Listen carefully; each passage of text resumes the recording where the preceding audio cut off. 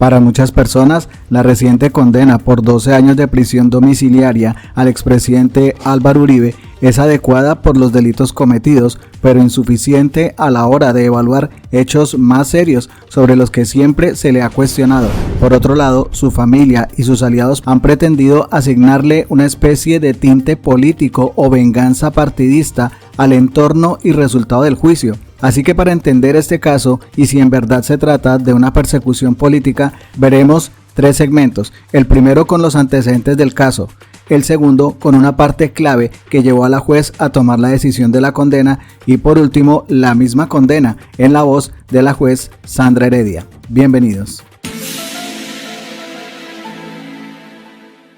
Recordemos que este proceso inicia precisamente por una denuncia de Álvaro Uribe Vélez en contra de Iván Cepeda, que finalmente la Corte Suprema de Justicia en febrero de 2018 dice, no señor, aquí no hay ninguna responsabilidad penal del senador Iván Cepeda, por el contrario, aquí hay serios indicios de responsabilidad penal de Álvaro Uribe Vélez y compulsa copias. Ahí nace el proceso. Por esa razón, ese argumento, ese arquetipo de que hay una persecución contra Uribe no es cierta, es que él mismo activó la administración de justicia, la activó de manera soterrada, de manera delictiva, pero fue él precisamente el que le dio nacimiento a todo este proceso penal que ayer, por fortuna, terminó con una decisión condenatoria. En septiembre de 2014 llegaría el debate más trascendental en esta historia, uno sobre paramilitarismo en Antioquia. Entonces, Iván Cepeda relacionó a Uribe con el narcotráfico y el paramilitarismo. Digamos, es muy simpático. Viene el señor senador Uribe, aquí hacen una declaración y se larga. Eso no puede ser así. Aquí tiene que respetar esta instancia. ¿Quiere que debatamos? Pues dele una orden a su bancada para que lo podamos hacer. Ese es el objeto de toda esta discusión. Yo no tengo ninguna razón de impedimento para adelantar este debate, señor presidente. El senador Uribe me ha acusado ante la Corte Suprema por unos hechos muy puntuales que tienen que ver con un caso particular. Mi debate es sobre un conjunto de hechos que es, vamos, extenso, que tiene que ver con el narcotráfico, que tiene que ver con una serie de situaciones que atañen a sus eventuales relaciones con el paramilitarismo. Bueno, hagamos el debate. La siguiente escena es muy conocida en los medios. Uribe salió molesto del recinto del Congreso y se dirigió caminando a la Corte Suprema para ampliar su denuncia contra Cepeda. El entonces senador Uribe dijo tener las pruebas sobre el apoyo de las FARC a ese debate, señalando que había sido publicitado por Telesur y Canal Capital, cuyo líder era el periodista Holman Morris, actual gerente de RTBC. Promovido por el grupo terrorista La FARC, sus aliados de siempre, los paramilitares, sus nuevos secuaces, sus antiguas víctimas, publicitado por Telesur y Canal Capital, medios de comunicación serviles del terrorismo. El señalamiento lo hizo contra el Canal Capital en el Congreso de la República. ¿No le parece irresponsable por lo menos eso? Queridos amigos, muchas gracias. No, senador, ¿por qué no responde las preguntas, senador? ¿Usted tiene pruebas? Acabo de... Senador, es que los funcionarios de Canal Capital nos sentimos amenazados por usted. Uribe radicó en la Corte Suprema un memorial con varias entrevistas tomadas en la cárcel de Itagüí. Eran los testimonios de los ex paramilitares Ramiro de Jesús Henao Aguilar alias Simón y Gabriel Muñoz Ramírez alias Castañeda, quien falleció en las últimas semanas de un infarto en su sitio de reclusión, días después de declarar a favor del expresidente Uribe durante este juicio. Henao y Muñoz afirmaron que Cepeda les había hecho ofrecimientos a cambio de declarar en contra de Uribe Vélez. La Corte Suprema determinó en un auto inhibitorio del 2018 que dichas declaraciones eran inconsistentes y ordenó investigar a ambos ex paramilitares por falso testimonio. Rechazo rotundamente estos hechos, lo mismo que rechazo las declaraciones del señor doctor Iván Cepeda, donde él hace declaraciones, dice que nosotros somos parte de un cartel de testigos. Al contrario, ratifico mi denuncia, donde el señor Iván Cepeda estuvo en esta cárcel de Itagüí ofreciéndonos a nosotros beneficios administrativos, jurídicos y económicos para que nosotros desviáramos unas informaciones y se las pasáramos a él, nos dejáramos grabar un video y donde manifestáramos que otras personas como el señor Álvaro Uribe estaba incurso en unos delitos con nosotros referente a la incursión en militares del bloque Metro.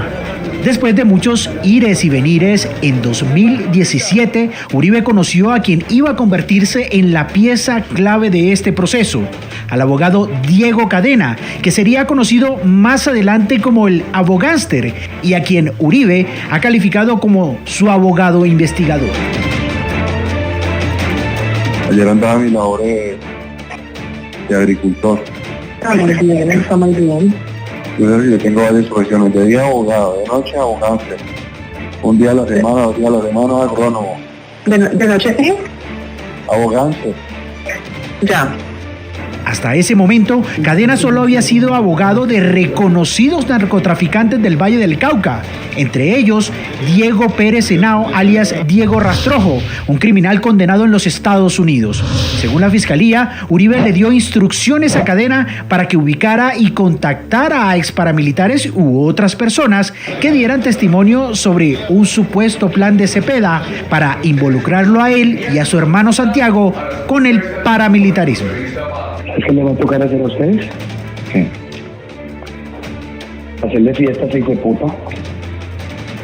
Pero esperarse unos días. No, ya lo escribí a vinagre. En medio de esas gestiones, el abogado Cadena visitó en la cárcel de Palmira al exparamilitar Carlos Enrique Vélez, alias Víctor. Esto le dijo Vélez a Señal Investigativa en febrero pasado, pocas semanas antes de que declarara en este juicio. Aquí están los recibos de Diego Cadena. Esto fue lo que yo le entregué a la corte. Lo que le entregué a la corte y lo que la corte tomó fotos de esto. De esto. Y de los pagos que le hicieron a su mamá. Exacto. O sea, estos son unos, más los que le entregué a la corte los originales, porque yo no sé, cosas de mi Dios. Yo ahorita lo de Cadena fue porque él vino y ofreció esa plata y que eso venía era de parte de ese señor Uribe. ¿Sí me entienden? Ahí ya ellos tienen que cuadrar sus chicharrones ellos dos. En el juicio paralelo que se sigue contra Cadena, la Fiscalía aseguró que los abogados que envió Uribe le pagaron sobornos a alias Víctor hasta con favores sexuales.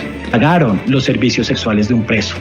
Por varios años, la Corte Suprema investigó sigilosamente todo lo que estaba sucediendo del lado de Cepeda y del lado de Uribe. El 16 de febrero de 2018, finalmente la Corte, con audios, documentos y testigos, determinó que Cepeda no había cometido delito alguno y que, por el contrario, debía iniciar una indagación para establecer posibles responsabilidades de Uribe y su círculo cercano en la manipulación de testigos.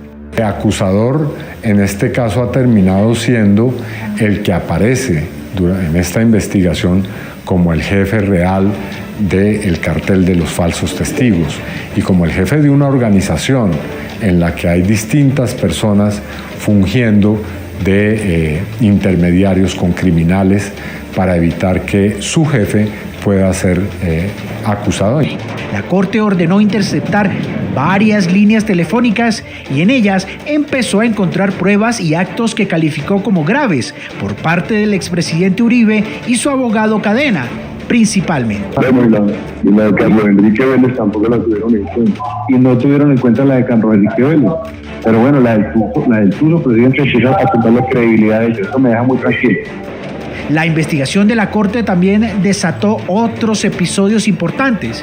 5 días después de la decisión, el testigo Juan Guillermo Monsalve fue contactado por el ex paramilitar Carlos Eduardo López Callejas, alias Caliche, y por el abogado Diego Cadena en un nuevo intento para que cambiara su versión a favor de Uribe y acusara a Cepeda. Pues ahí me llegaron estos viejos y me dijeron lo mismo, que se comprometen pero sino que están todos cagados. Ese señor Prada está cagado de miedo y ese hijueputa está todo, y me dijo que me ayudaba, pero que ya que me cumplían, pero que todo le hágame un escrito. Monsalve debía retractarse, pero él no aceptó y recopiló las pruebas de todo. Yo escuché directamente, me lo pusieron en altavoz al viejo ahí. Digo, venga mijo, ¿será que usted puede entrar y hablar con él? Y que nos mande un video diciendo de que ese hijo de puta no está prometiendo cosas que no le pudo cumplir, que no sé qué, que dice cuándo, y que lo que está hablando él es mierda. ¿Será que nos puede cumplir con eso? En julio de 2018, con la recopilación de estos elementos, la Sala de Instrucción anunció la apertura de una investigación formal contra el senador Álvaro Uribe Vélez y el entonces representante a la Cámara Álvaro Hernán Prada, hoy presidente del CNE. Y eso sí, inmediatamente la Corte Suprema de Justicia recaudó pruebas que ameritan abrir investigación formal contra los congresistas Álvaro Uribe Vélez y Álvaro Hernán Prada Artunduaga, para que respondan por los delitos de soborno y fraude procesal. Prada habría sido el enlace entre Caliche y Uribe. Por esos hechos, también está en juicio. Y dice en ese escrito que yo he ido a la cárcel a presionar al señor Monsalve. En octubre del año 2019, Uribe rindió indagatoria ante la Sala de Instrucción de la Corte Suprema de Justicia. Allí se le imputaron cargos por los delitos de falsos testigos, soborno y engaño a la justicia. Y casi un año después, en agosto de 2020, la misma sala dijo que Uribe debía ir a detención domiciliaria por riesgo de obstrucción a la justicia. Hoy he sido reseñado como preso número 1087985 por confrontar testimonio en mi contra comprados por la FARC, su nueva generación y sus aliados. Para ese momento, Iván Duque ya había llegado con su respaldo a la presidencia. Duque salió a defender a su jefe político en televisión nacional. Siempre lo he considerado y lo consideraré un patriota genuino. Una semana después, Uribe decidió renunciar a su curul en el Senado y el caso pasó por competencia a la Fiscalía. El Juzgado 30 de Garantías de Bogotá ordenó su libertad el 10 de octubre del año 2020. Se dispondrá la libertad inmediata del doctor Álvaro Uribe Vélez. Bajo la Fiscalía de Francisco Barbosa, quien había sido funcionario y amigo personal del presidente Duque, entre 2021 y 2022, sus fiscalías solicitaron sin éxito el archivo del proceso. Debo negar la solicitud de preclusión que solicitó la Fiscalía, la Defensa y la Procuraduría, pues como se observa, la conducta no es atípica. En septiembre del año 2023, el Tribunal Superior de Bogotá confirmó que el caso contra Álvaro Uribe no podía archivarse y que debía avanzar un juicio. Fue en la administración de la fiscal Luz Adriana Camargo que el caso volvió a moverse. El 9 de abril de 2024, el Día de las Víctimas, la Fiscalía presentó un escrito de acusación contra Uribe. El proceso fue asignado a la jueza Sandra Heredia. El juicio inició formalmente este año. Esta parte del proceso, aunque inició tranquila, fue subiendo de tono. Cuando yo comparo los antecedentes de la señora con los míos, veo muy claramente que ella viene de una formación, no solamente médica, sino política y de relaciones con grupos. Objeción, su señoría, ese tema quedó prohibido. Su señoría, es que frente a la calidad íntima y las circunstancias personales de la testiga de Yanira, tanto su señoría como el tribunal en segunda instancia establecieron que, como en todos los procesos penales, aquí se hablan es de hechos y las valoraciones son sobre los hechos y las manifestaciones que haga una testiga y no sobre sus condiciones personales. Uribe reiteró que es inocente de todo lo que se le acusa. La estrategia de sus abogados ha sido, al parecer, endilgarle toda la responsabilidad de las maniobras ilegales al abogado Diego Cadena. Para mí, esto ha sido muy difícil con el senador Cepeda. Y yo lo único que he buscado es verificar las muchas informaciones que me han llegado de visitas del senador Cepeda a cárceles para ofrecer beneficios a fin de que me acusaran. A mí nunca se me había ocurrido, señora juez, ir a buscar testigos para una cosa distinta a verificar. Durante el juicio, las partes expusieron sus argumentos. En representación de las presuntas víctimas, habló el penalista Reinaldo Villalba. El acusado determinó a su abogado para cometer fraude procesal al incorporar una evidencia alterada de forma dolosa por cadena y conocida por el inductor. Por el lado de la defensa, habló el abogado Jaime Granados. Porque a juicio de la defensa, en ningún momento, como se verá con detenimiento, la Fiscalía pudo establecer en este juicio que Álvaro Uribe Vélez hubiese determinado con dolo directo a el abogado Johan Cadena Ramírez, a el representante de la Cámara, Verdad Prada Artunduaga, o a cualquier otra persona. Hablemos un poco de la fiscal. ¿Por qué la fiscal, en este caso, pudo llevar de esa manera, diría yo, magistral, un hilo conductor de toda la tesis del caso? ¿Y por qué los anteriores no pudieron, si había cosas que eran demasiado evidentes? Y cuando ya la juez expone durante esas casi 11 horas todo el fallo, hay cosas que cualquier persona que así no hubiese seguido el caso dice, pero miércoles, esto era demasiado evidente, ¿ahí qué pasó? La respuesta es la política. La fiscalía, los dos fiscales que solicitaron la preclusión estaban dirigidos por Francisco Barbosa, que hoy vemos además que con sus posiciones políticas será sin lugar a dudas candidato presidencial, está haciendo política e hizo política con la Fiscalía General de la Nación. Un desastre, es decir, es absolutamente legítimo que cualquier ciudadano desee dentro de su ambición más profunda hacer política.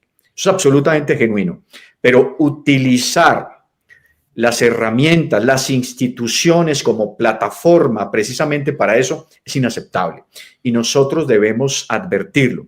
Cuando fue fiscal general de la Nación, lo que era finalmente era un político de escasa capacidad, pero finalmente un político que utilizó dos fiscales precisamente para buscar en su momento el archivo. Pero era tanta la potencia de la evidencia probatoria que no se pudo. Hoy finalmente, la Fiscalía General de la Nación designó a una funcionaria absolutamente objetiva, que en compañía de la representación de víctimas hizo un gran trabajo, sistemático, organizado y objetivo, con un propósito establecido, buscar esa responsabilidad penal que nosotros consideramos. Es que aquí hay un modus operandi, es que fueron 7 hechos relevantes dentro de la imputación, no fue un evento accidental, fue precisamente lo que se ha llamado y lo llamó la Fiscalía General de la Nación y ayer la propia jueza, un escenario circense, un peregrinaje delictivo por establecimientos carcelarios con un propósito muy claro y era torcer la administración de justicia. Esa es la razón por la cual finalmente esta fiscal y no los anteriores tomaron una determinación en ese sentido. La política, la inefable política, pero finalmente pudimos establecer que por encima de esas necesidades y ambiciones personales está la verdad.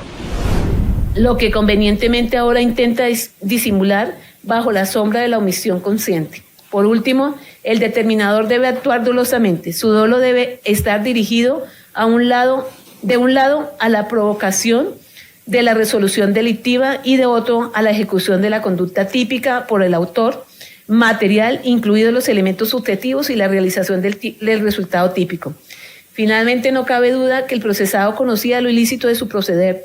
No de otra manera puede explicarse que no lo hiciera directamente o a través de sus juristas, con los que siempre había contado, quienes, valga resaltarlo, llevan el conocimiento de los asuntos más delicados de su vida, y pese a ello optó por inducir a un abogado emergente, carente de las actitudes que se esperan de un litigante de prestigio, ansioso de reconocimiento profesional, a que materializara esas acciones que por su condición de figura pública no podía ejecutar de propia mano, instrumentalizándolo hacia el designio criminal de inducir en error a la administración de justicia, obteniendo bajo promesas y dádivas que faltaran a la máxima a la verdad y no contento con ello, radicalas no ante cualquier juez, sino ante la máxima corporación de la justicia ordinaria. A modo de colofón, se ha evidenciado que aquel que se presentó como víctima de un elaborado complot presuntamente orquestado por Iván Cepeda Castro, Juan Guillermo Monsalve Pineda, Pablo Hernán Sierra García, Carlos Enrique Vélez Ramírez, Iván Velázquez Gómez, Eduardo Montelegre Linet, Jorge Perdomo Torres, José Luis Barceló Camacho, César Augusto Reyes, Piedad Esneda Córdoba Ruiz, a través de la manipulación de testigos, ofrecimientos indebidos y construcción de relatos falsos, en un giro probatorio terminó develando el verdadero arquitecto de esa misma estrategia que se denunció, una maniobra que a la inversa atribuyó a sus contradictores cuando él mismo la ejecutaba desde las sombras en una suerte de espejo distorsionado, donde el victimario se disfrazaba de víctima. Así las cosas, se concluye, se ha acreditado más allá de duda razonable que Álvaro Uribe Vélez determinó dolosamente a Diego Javier Cadena Ramírez en la ejecución de los delitos de soborno en actuación penal en concurso homogéneo y fraude procesal en concurso homogéneo. Con estos comportamientos queda claro también que afectó gravemente el bien jurídico de la Administración de Justicia, el bien protegido tanto por el delito de soborno en la actuación penal como por fraude procesal. Que nosotros haremos todo lo necesario para que Álvaro Uribe Vélez también responda penalmente por esos graves crímenes. Hoy está respondiendo por una minucia, entre comillas, que no lo es tanto porque hemos logrado por primera vez que un expresidente de la República tenga una sanción penal por hechos que son gravosos, pero que frente a los señalamientos graves que se están estableciendo frente a Álvaro Uribe Vélez son menores. En mérito de lo expuesto, el Juzgado 44 Penal de Circuito con funciones de conocimiento de Bogotá, administrando justicia en nombre de la República y por autoridad de la ley, resuelve. Primero, absolver a Álvaro Uribe Vélez, identificado con cédula de ciudadanía 70041053 de Medellín, de la conducta de soborno en relación con el evento denominado Hilda Niño Farfán. Igualmente se le absuelve el delito de fraude procesal en el evento denominado Pacho Cundinamarca, en relación con Harlington Mosquera, de conformidad con las motivaciones antes expuestas. Segundo, condenar a Álvaro Uribe Vélez, identificado con cédula de ciudadanía 70041053 de Medellín, a la pena principal de 144 meses de prisión, o lo que es lo mismo, 12 años de prisión, multa equivalente a 2.420.5 salarios mínimos legales mensuales vigentes, e inhabilitación para el ejercicio de derechos y funciones públicas como sanción principal de 100 meses y 20 días. Como determinador penalmente responsable el delito de soborno en actuación penal en concurso homogéneo, en concurso heterogéneo con fraude en concurso homogéneo, fraude procesal en concurso homogéneo, como se expuso en la parte motiva de la sentencia, cometidos en las circunstancias de tiempo, modo y lugar que da cuenta el paginario. Tercero, conceder al sentenciado el subrogado penal de la prisión domiciliaria que regula el artículo 38b de la ley 599 de 2000, bajo la obligación de cumplir con lo previsto en el artículo 38b, numeral 4, de la ley 599 de 2000, adicionado por el artículo 23 de la ley 1709 del 2014, previa caución o póliza judicial para garantizar el cumplimiento de sus obligaciones por la suma de 4 salarios mínimos legales mensuales vigentes. Cuarto, comisionar como quiera que el señor Uribe Vélez reside en Río Negro, Antioquia, se dispone comisionar al Centro de Servicios Judiciales de dicha localidad para que reciba la caución que aquí se impone, la que deberá consignarse a favor del Centro de Servicios Judiciales del Sistema Penal Acusatorio en la cuenta bancaria 110012048001, si se presta mediante caución o la correspondiente póliza judicial, igualmente para que ante dicho centro suscriba la diligencia de compromiso y se libre la correspondiente boleta de encarcelación, debiéndose por parte del establecimiento carcelario encargado de la vigilancia proceder a su traslado inmediato a su domicilio, donde cumplirá la prisión domiciliaria y se realizarán los controles respectivos. Quinto, dar cumplimiento por el Centro de Servicios Judiciales del Sistema Penal Acusatorio a lo dispuesto en la capítulo de otras determinaciones. Esta decisión queda notificada en estrados. Contra la misma procede el recurso ordinario de apelación ante la Sala Penal del Tribunal Superior de Bogotá, recurso que debe ser interpuesto en este momento procesal y que puede ser sustentado oralmente dentro del mismo o por escrito dentro de los 5 días siguientes. Para efectos de los recursos, señora fiscal. Gracias por hacer parte de la comunidad Magenta Radio. Si te gustó el video, por favor compártelo, comenta y por supuesto darle like. Nos vemos en el siguiente video.